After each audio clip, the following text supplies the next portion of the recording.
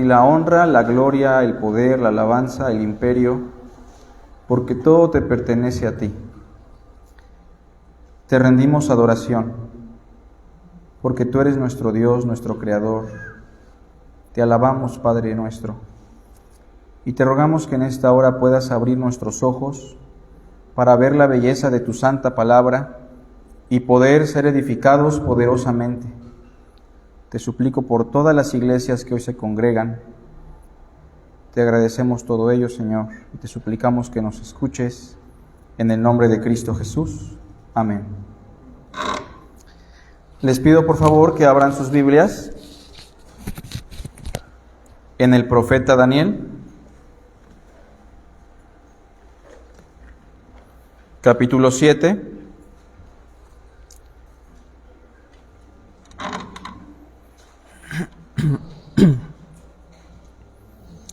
Vamos a dar lectura del verso 13 al verso 14. Quiero contextualizarlos un poquito con lo que vamos a reflexionar en la porción de Marcos.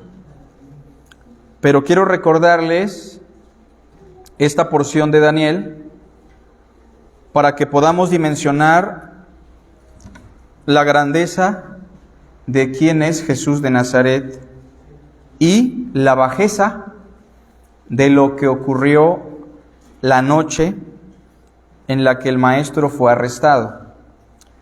Capítulo 7, verso 13 y 14, dice así: Miraba yo en la visión de la noche, y he aquí con las nubes del cielo venía uno como un hijo de hombre.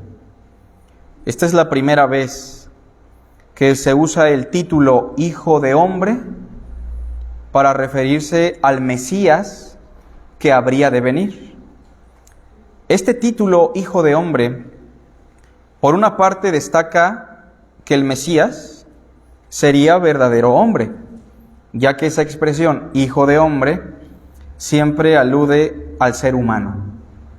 Pero lo segundo que refleja esa expresión es que ese hijo del hombre sería un Mesías lleno de poder, al cual Dios el Padre le daría toda potestad y su reino no tendría fin.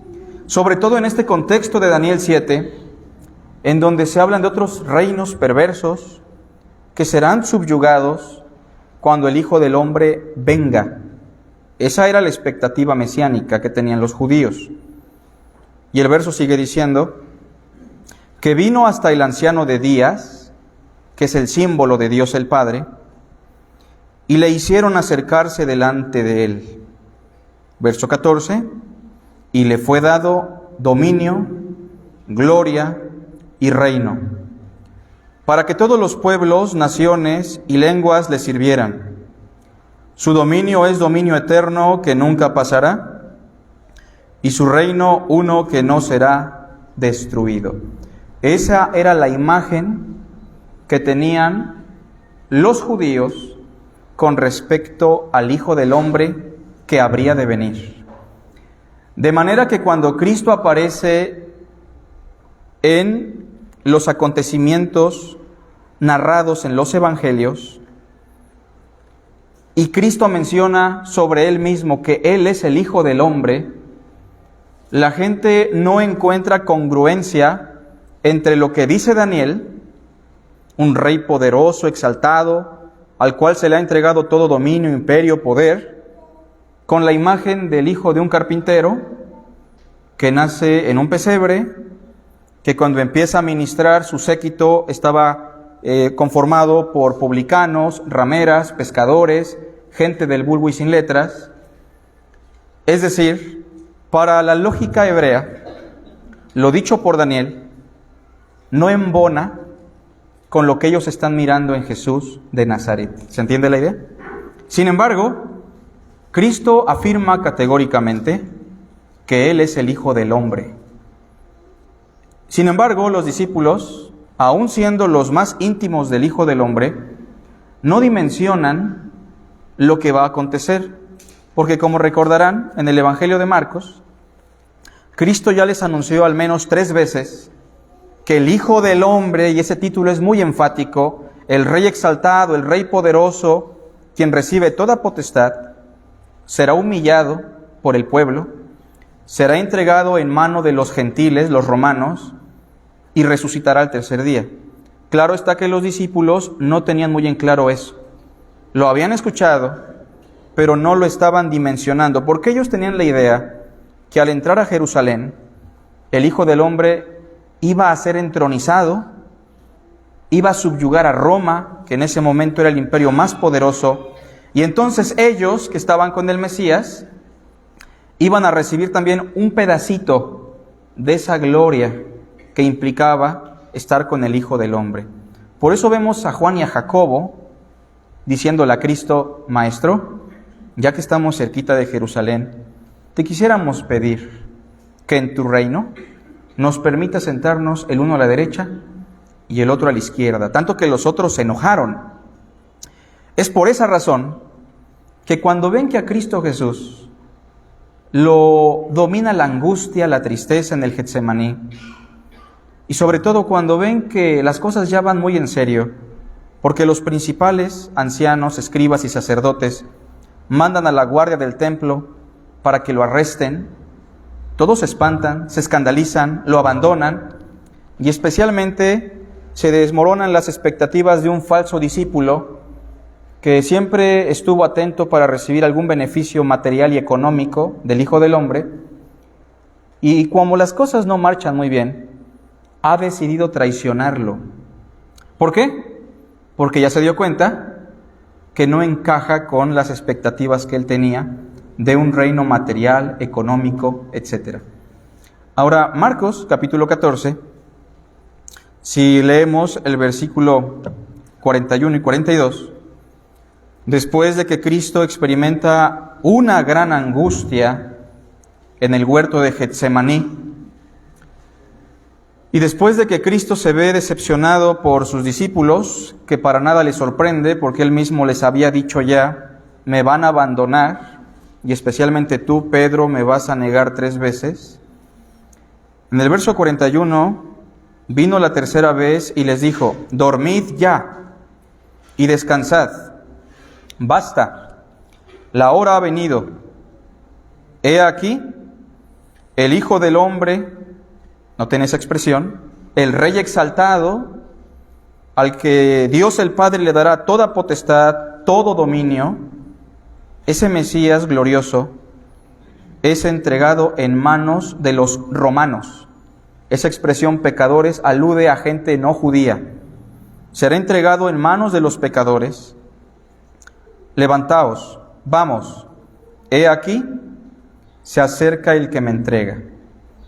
Y enseguida el verso 43 dice: luego, hablando él aún, vino Judas, que era uno de los 12, y con él mucha gente con espadas y palos, de parte de los principales sacerdotes, y de los escribas, y de los ancianos.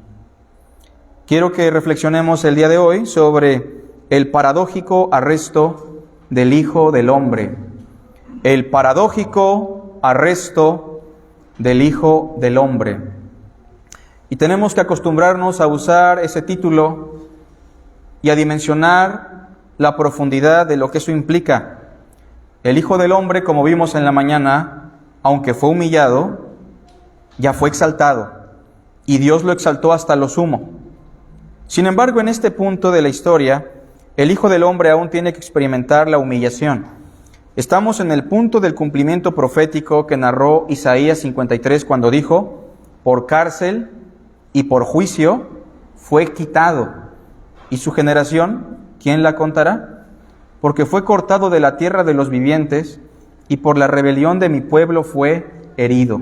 Estamos en esa porción propiamente. Ahora, ¿por qué le llamamos a este sermón el paradójico arresto del Hijo del Hombre? Primero, tenemos una serie de paradojas en este arresto. Y si usted se pregunta qué es una paradoja, es una especie de contradicción, es una especie de incongruencia. Sin embargo, lo que tenemos en este arresto es totalmente paradójico. Primero, porque al que están arrestando es al Hijo del Hombre. Se supone que el Hijo del Hombre es el Rey exaltado que recibe todo dominio, toda potestad, es el Rey esperado, y el solo hecho de arrestarlo, de humillarlo de esa manera, ya es paradójico. También es paradójico que uno de sus discípulos sea quien impulsó el arresto y la traición. ¿O no es paradójico eso? ¿No parece incongruente? También es un poco paradójico, o muy paradójico, que lo quieran arrestar con espadas y palos. Si es el Hijo del Hombre, esos dispositivos, esas herramientas son propiamente muy débiles, muy endebles para arrestar al Hijo del Hombre. Y es paradójico también, porque aquellos que están detrás de todo esto, ven el verso 43, son los principales sacerdotes, Anás y Caifás, los hombres que más deberían conocer y reconocer la llegada del Hijo del Hombre. Como dice Malaquías, la ley estuvo en su boca, en la boca del sacerdote, y de ellos el pueblo aprenderá la ley del Señor. Es paradójico que ellos no se den cuenta que es el Hijo del Hombre. También están incluidos los escribas, los eruditos, los maestros de Israel, quienes más escudriñaban la Santa Escritura, y los ancianos, gente de renombre, religiosa, con un conocimiento que sobrepasaba por mucho al grupo general de la población. Así que, hablando de estas paradojas sobre el arresto del Hijo del Hombre, reflexionemos sobre el primer punto. Número 1, o primer paradoja, es entregado por uno de los 12 que amó el Hijo del Hombre. Entregado por uno de los 12 que amó el Hijo del Hombre. Y tenemos que hablar de amor. Y hablar de amor en este contexto es triste, porque el Hijo del Hombre, quiero preguntarles, ¿amaba también a Judas o no? Y es paradójico que siendo uno de los más cercanos, que siendo uno de los 12 que él instruyó, con los que comió, con los que convivió, y al que amó hasta el fin, lo esté entregando. Así lo dice el versículo 43. Luego, hablando él aún, vino Judas, que era uno de los 12. Qué paradójico, qué incongruente que uno de los mismos que profesaban ser sus discípulos lo esté entregando. Ahora noten que la cuestión es una cuestión de amor propiamente, porque Cristo reacciona de una manera tan amorosa con Judas que ni siquiera nosotros estábamos preparados en la lectura para recibir ese tipo de información. Si ven conmigo Juan 13:1, yo sí quiero que ustedes tengan muy en cuenta que la vida de Judas para Cristo siempre fue valiosa. Que Judas siempre fue valioso para Dios, para Cristo, que lo amó al igual que a sus 12, que lo capacitó al igual que los demás, que lo soportó, lo toleró y le tuvo paciencia como a Pedro, Juan y Jacobo. La única diferencia fue que Judas nunca experimentó el amor de Cristo. No era un verdadero creyente. Judas es la máxima expresión de la falsedad en términos humanos. Un falso discípulo con intenciones perversas, económicas, lucrativas. Y sin embargo, Cristo nunca le dijo, deja la tesorería, deja de seguirme, deja de estar con nosotros, aunque muchas veces advirtió, ¿no los he elegido yo a vosotros y uno es diablo? Y el capítulo 13, verso 1 dice, antes de la fiesta de la Pascua, sabiendo Jesús que su hora había llegado para que pasase de este mundo al Padre, todos juntos, como había amado a los suyos que estaban en el mundo, los amó hasta el fin. Y yo quiero que vea la sutileza, el tacto, el amor con el que Cristo recibe al traidor.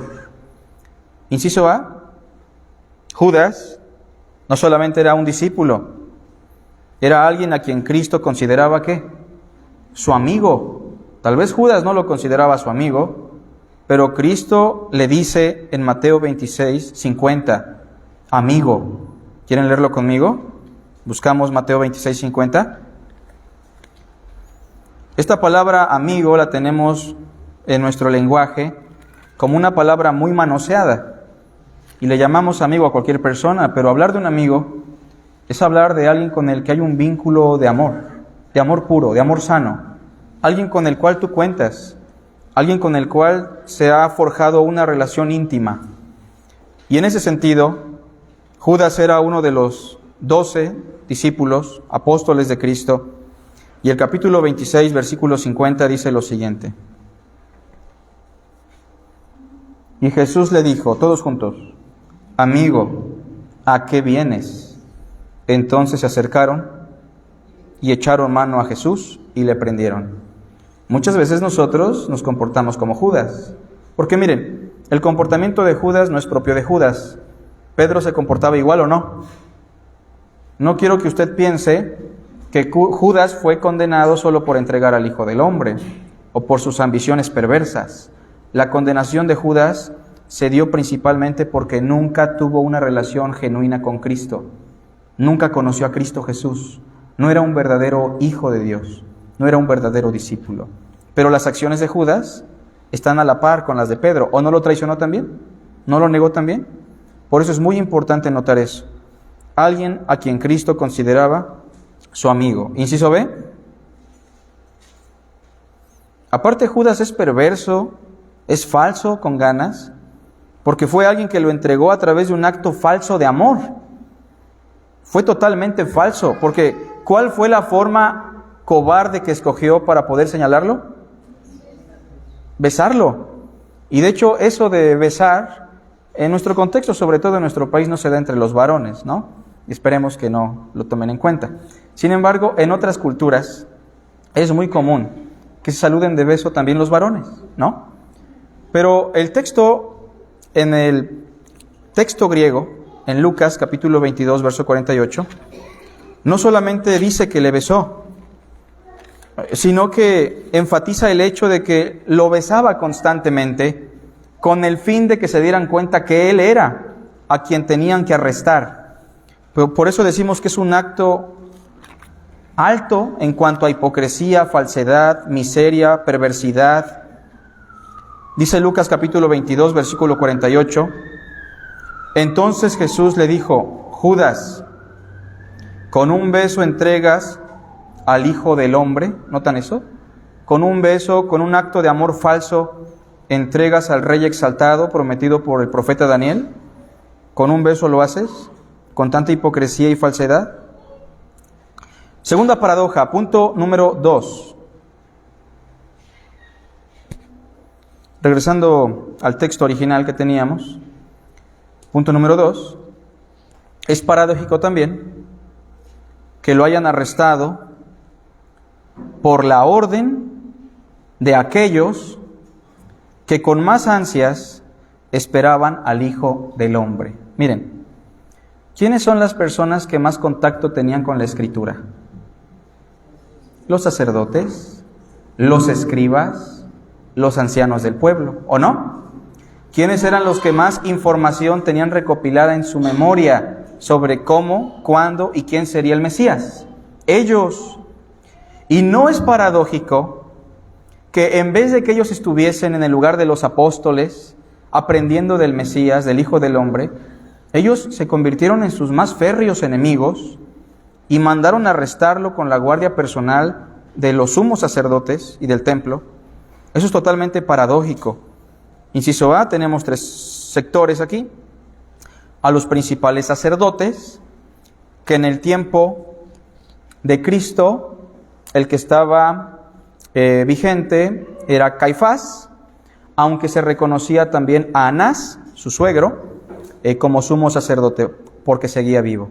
Entonces, Anás y Caifás, 2 hombres que históricamente, desde el Talmud y desde otros escritos como Reliquias de los Judíos de Flavio Josefo, se relatan como hombres religiosos altamente hipócritas, altamente insensibles, personas que cuando caminaban por las calles de Jerusalén según nos dice el Talmud, llevaban a un grupo de bastoneros que iban golpeando a la gente para que abrieran paso al caminar del sumo sacerdote. Gente muy perversa, gente espantosamente insensible, que conocían las Escrituras, que se jactaban de ministrar en el templo, y sin embargo, ellos son los que impulsaron el arresto del Hijo de Dios, del Hijo del Hombre.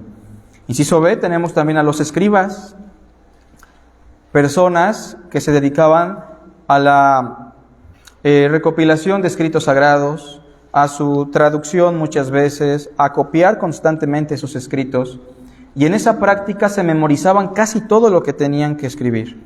Muchos de estos escribas, se dice, tradicionalmente conocían de memoria el Antiguo Testamento, o al menos la Torá, la tenían totalmente memorizada. Ellos no solamente eran copistas o amanuenses, eran también personas que interpretaban, daban cátedra, enseñanzas, y eran reconocidos como los más grandes maestros de Israel. Y tenemos también otro grupo, los ancianos. Inciso C, la gente más sabia, más sensata de Israel, que estaba en el grupo de la gente religiosa, en la élite de Jerusalén. Y es paradójico, en segundo lugar, porque estos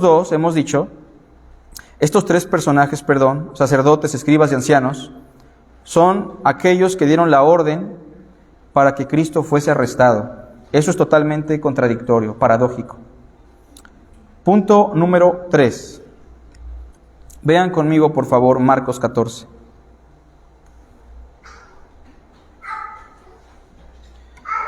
Marcos 14, versículo 43, dice así: luego, hablando él aún, vino Judas, que era uno de los 12, y con él mucha gente con espadas y palos. ¿Ven eso? ¿Lo vienen a arrestar con qué? Con espadas y palos.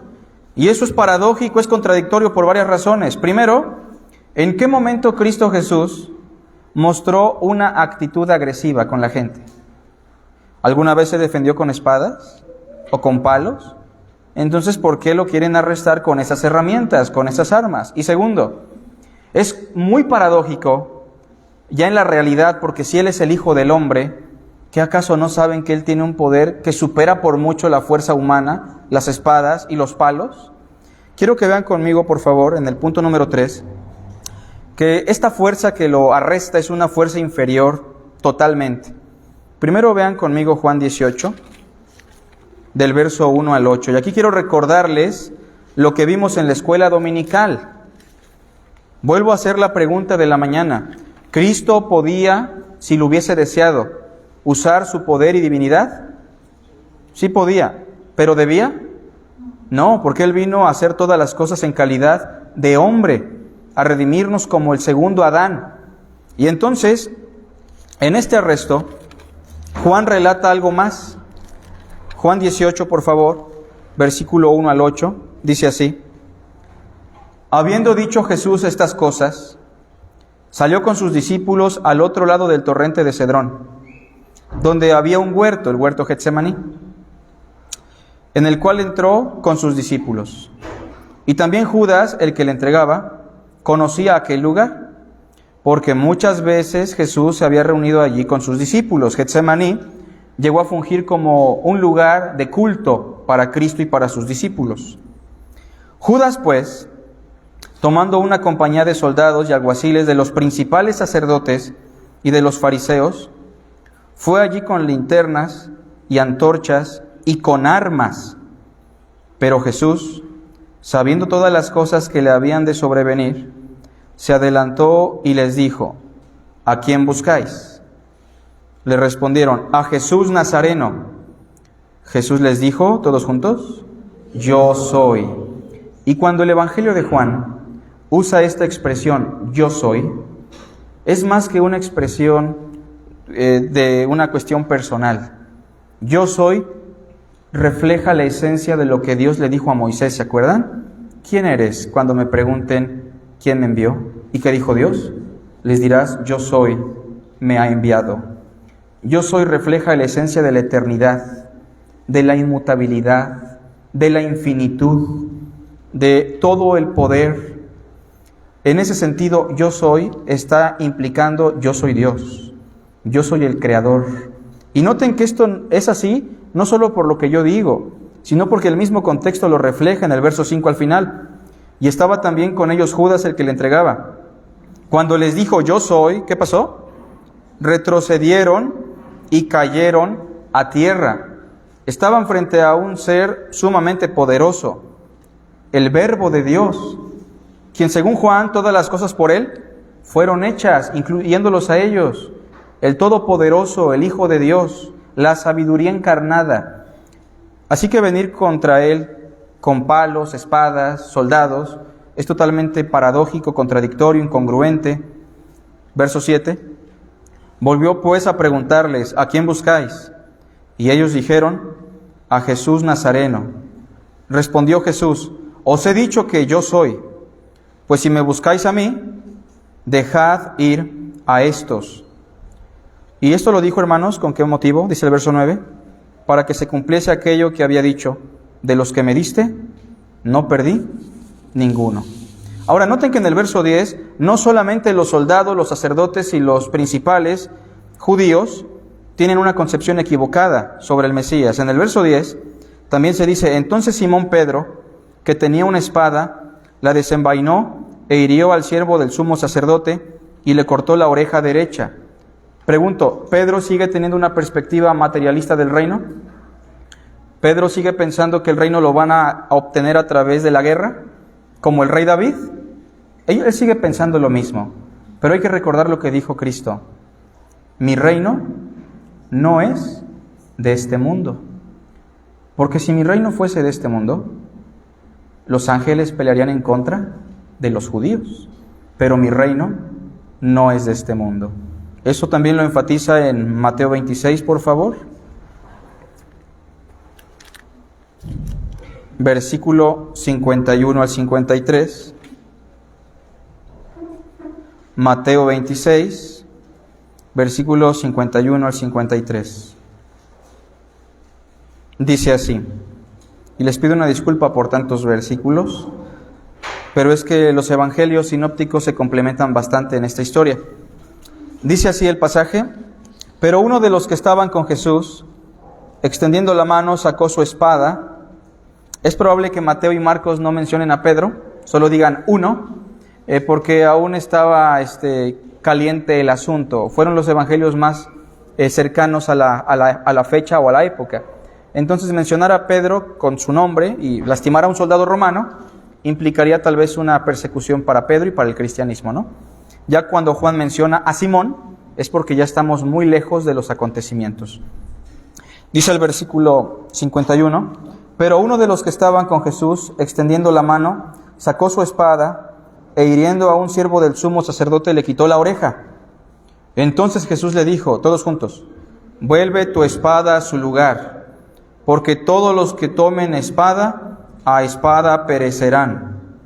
¿Acaso piensas que no puedo ahora orar a mi Padre, y que Él no me daría más de 12 legiones de ángeles? Pero ¿cómo entonces se cumplirían las Escrituras de que es necesario que así se haga? ¿Notan eso? Ellos no saben contra quién están luchando.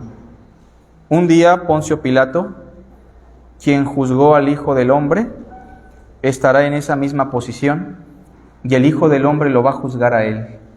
Porque ellos están luchando paradójicamente contra una fuerza totalmente superior a la suya. Inciso A, la fuerza que se ocupó para arrestarlo era la fuerza de los hombres, espadas y palos, nada más. Cristo les dijo, todo el tiempo estuve enseñando públicamente en la ciudad, en la plaza, en el templo, y no me arrestaron. Pero me arrestan en este momento, en la noche, porque esta es su hora, la hora de las tinieblas. Y con esto, hermanos, quiero reflejar algo. No solo era la fuerza humana la que estaba arrestando a Cristo. Pregunto, ¿había otra fuerza detrás de eso? Estaba la potestad de las tinieblas, inciso B. La potestad de las tinieblas, el reino de Satanás y sus ángeles, manipulando a todos estos hombres, como lo dice Efesios. Nuestra lucha no es contra carne y sangre, sino contra principados y potestades. Y sin embargo, hermanos, yo sí quiero enfatizar que Satanás, su reino, pensaban que triunfarían acabando con la vida del Hijo del Hombre. ¿Por qué? No piense usted que Satanás es omnisciente o que Satanás conoce todas las cosas. A ver, ¿Satanás sabía cuándo iba a nacer el niño? No. ¿Sabía quién sería? No. ¿Cómo lo sabemos? En primer lugar, porque Él no es Dios. Y desde la primer mujer que da a luz a un hijo, Satanás estaba en espera ¿de qué? De devorarlo tan pronto como naciese. Llámese Abel, el candidato, llámese Isaac, el otro candidato, llámense los niños de Israel en Egipto, hay que asesinarlos a través de Faraón, o llámense los niños que murieron por manos de Herodes. Satanás no tiene el conocimiento de quién sería el Mesías. Sin embargo, él también piensa que al llevarlo a la muerte va a ganar, porque la idea que tiene Satanás sobre el reino mesiánico es la misma idea que tenían ¿quiénes? Los judíos, un reino material, físico, en este mundo y nada más. Sin embargo, en el inciso B, enfatizamos, Cristo declara que otra fuerza que está detrás de esto es la potestad de las tinieblas. La potestad de las tinieblas es una expresión que alude al reino del mal, los cuales pensaban que con este arresto y con la crucifixión del Hijo de Dios iban a frenar por completo la obra de redención. Lucas 22, versículo 53, por favor, dice así. Vamos a leer desde el 52. Y Jesús dijo a los principales sacerdotes, a los jefes de la guardia del templo y a los ancianos que habían venido contra él: como contra un ladrón, ¿habéis salido con espadas y palos? Habiendo estado con vosotros cada día en el templo, no extendisteis las manos contra mí, mas esta es vuestra hora y la potestad de las tinieblas. Perdón, ya me estaba ahogando. Sin embargo, cuando leemos Colosenses, hermanos, yo quiero que busquen un pasaje en Colosenses, y les vuelvo a pedir disculpas por darles tantas vueltas con los pasajes. Quiero que vean conmigo Colosenses 2.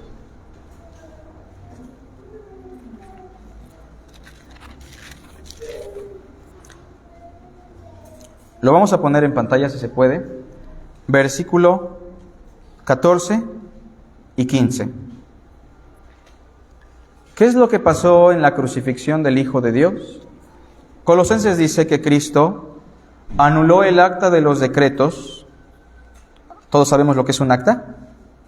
Bueno, esta acta contenía ¿qué? Decretos, mandamientos, ordenanzas. Esa acta es básicamente la ley de Moisés. Cristo anuló el acta de los decretos que había contra nosotros, que nos era contraria, porque la ley nos condenaba ¿o no?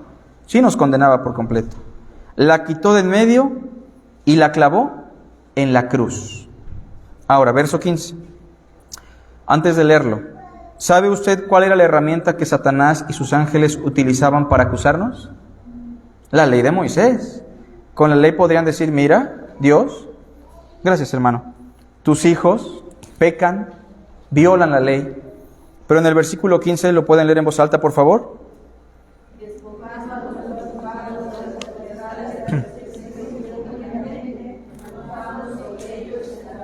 Noten eso, los despojó. ¿Los despojó de qué, hermanos? De esa herramienta de la ley. Los despojó a ellos, a los principados y a las potestades, con su humillación, con su crucifixión, con su arresto y todo lo que hemos mencionado. Los despojó y los exhibió públicamente, triunfando sobre ellos en la cruz. Así que, recapitulando, es paradójico el arresto porque lo entregó un discípulo. Número 2, es paradójico porque lo mandaron a arrestar los principales sacerdotes y líderes de Israel. Y número 3, es incongruente o paradójico porque es arrestado por una fuerza inferior a la suya. Y termino, hermanos, número 4.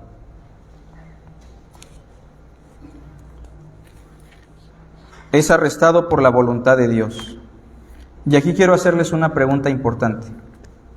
¿Es la voluntad de Dios, o fue la voluntad de Dios, que Cristo padeciera todo lo que padeció? ¿Cómo ven? ¿Era la voluntad de Dios, hermanos? Y entonces les hago otra pregunta. ¿Es el deseo de Dios que los inocentes sufran? ¿Cómo ven?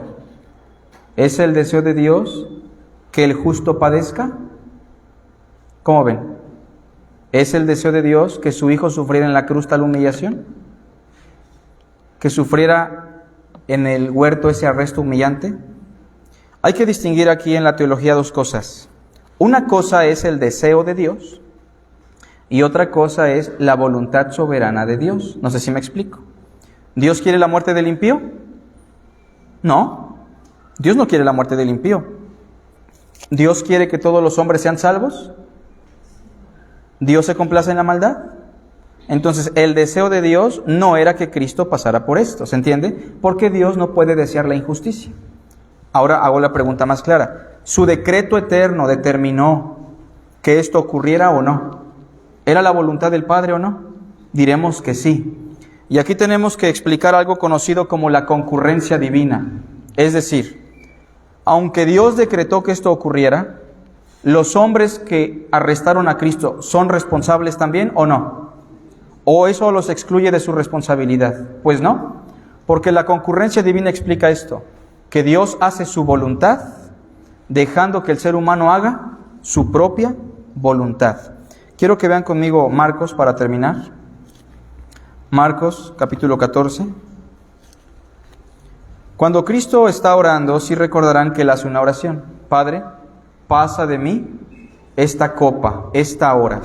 El que tiene el control absoluto de esto es Dios. Sin embargo, Cristo dice, pero no como yo quiero, sino que se haga tu voluntad. Marcos 14, versículo 48 al 49. Dice así: y respondiendo Jesús les dijo, como contra un ladrón, ¿habéis salido con espadas y con palos para prenderme? Cada día estaba con vosotros enseñando en el templo y no me prendisteis, pero es así, para que se cumplan las Escrituras.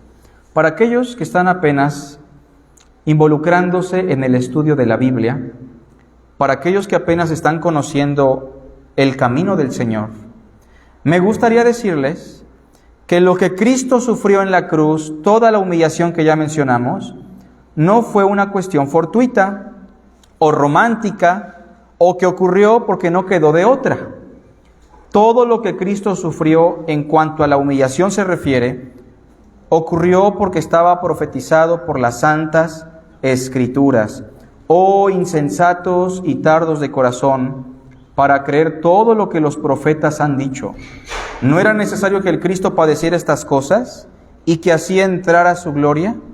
Y comenzando desde Moisés y siguiendo por todos los profetas, les declaraba en todas las Escrituras lo que de él decían. Vean conmigo Lucas, por favor. Yo quiero animarlo a que usted examine las Escrituras del Antiguo Testamento, porque podríamos estar tentados a pensar que solo el Nuevo Testamento contiene información sobre el Hijo de Dios. Pero vean lo que dice Lucas 24, por favor, versículo 44. Después de que Él es resucitado y sufre la humillación que sufrió, dice el verso 44, y les dijo, estas son las palabras que os hablé, estando aún con vosotros, todos juntos, que era necesario que se cumpliese todo lo que está escrito de mí. ¿En dónde? En la ley de Moisés, en los salmos, en los profetas y en los salmos. Entonces les abrió el entendimiento para que comprendiesen las Escrituras. Hay un texto también que dice así, Juan 5:39, ustedes escudriñan las Escrituras porque piensan que así encontrarán la vida eterna, pero ellas solo dan testimonio de mí. Isaías 53, relatando el asunto, dice, por cárcel y por juicio fue quitado. ¿Y su generación? ¿Quién la contará? Porque fue cortado de la tierra de los vivientes, y por la rebelión de mi pueblo fue herido. Y se dispuso su sepultura con los impíos, mas con los ricos fue en su muerte, aunque nunca hizo maldad, ni hubo engaño en su boca. Evitemos, hermanos, replicar la imagen de Judas, replicar la imagen de los religiosos. Hoy podemos estar aquí como cristianos de denominación bautista, que conocemos teología, pero eso muchas veces, hermanos, en algunos casos, es meramente una fachada. Tengamos en cuenta que Judas conocía teología, que los principales sacerdotes también, y con un acto de perversidad fueron por el Hijo de Dios y lo llevaron a la muerte. ¿Qué va a hacer usted con el Hijo del Hombre? El Hijo del Hombre resucitó y ya está reinando. Ese imperio ya le fue dado. Cristo dijo cuando resucitó: toda potestad me ha sido dada. Si usted no lo ve, es porque ese reino no se ve con los ojos. Ese reino se ve con los ojos de la fe. No puedes ver el reino de Dios si primero no naces de nuevo. Porque el hombre natural no percibe las cosas que son del Espíritu, pues para él son locura. Hagamos una oración, hermanos. Padre, te damos las gracias por tu santa palabra. Gracias por los hermanos y hermanas aquí reunidos. Bendice, Señor, nuestra semana y permítenos reflexionar y profundizar más en tu santa palabra.